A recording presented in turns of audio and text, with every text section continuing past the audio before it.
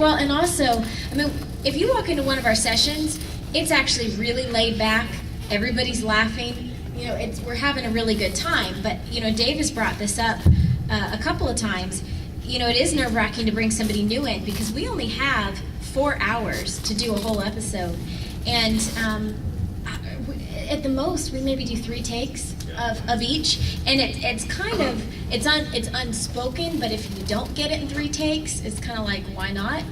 You know, so we've gotten in a rhythm, but there is a certain level of professionalism that's been set that, no, you need to come in and get the job done. And if you don't get the job done, it's like, well, what's wrong with you today? So there have been actors, which, again, we're not going to obviously name any names, but both on this series and other shows I've worked on that are incredibly famous on-camera people that are immensely talented that have had to be replaced because they just don't get the concept of having to act with your voice and not your body.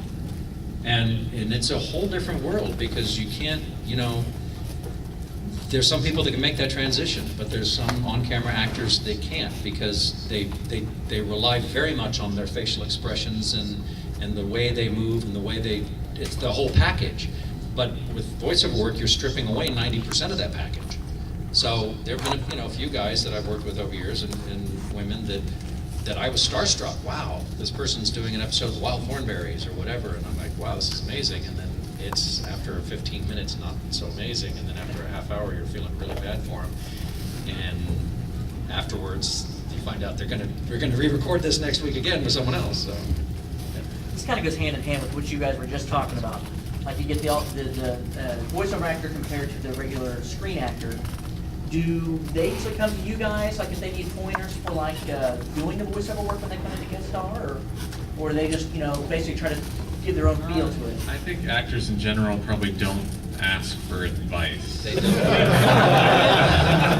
Unless it's the director who wrote it, or the writer or something, but not from other actors. They generally, well, because it makes you look like you don't know what you're doing. Yeah. It's also as an actor, I mean, I remember just in acting school, the one that they were telling me, like, don't ever solicit advice either to other actors. That's like ridiculous. Like, so it goes both ways. Partly because we're so insecure, and partly because we're so egotistical. Exactly. Great combination. Yeah. We have time for one more here. You. What do you do for your free time? I have 8 children. I have no free time. Well, touring college, I just worry about them a lot. But no, I got a whole baseball team at home, so I don't have free time. Is not something I have much of because I live in Kansas City. About all my work comes out of Los Angeles, and there's a 2-hour time difference. I'm pretty much working till like 7 or 8 o'clock at night, so I'm just real happy to watch an episode of Lost and go to bed. This is free time. Free time's right here. Yeah, this is my free time.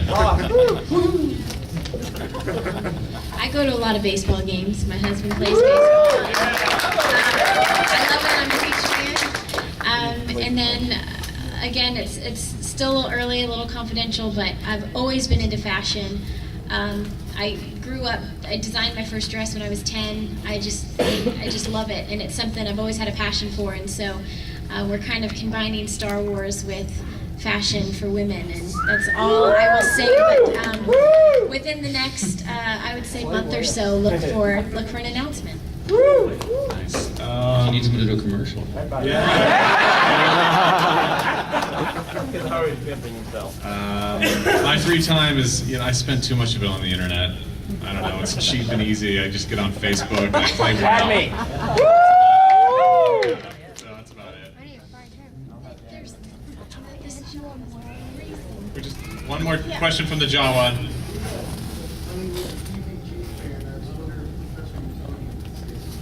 Oh, Powerpuff Girl. That Mojo Jojo was the worst lab assistant I ever had. After this Blossom Petal Cup, you can kick Mojo Jojo's butt tomorrow. But now it's time to do your homework, girls.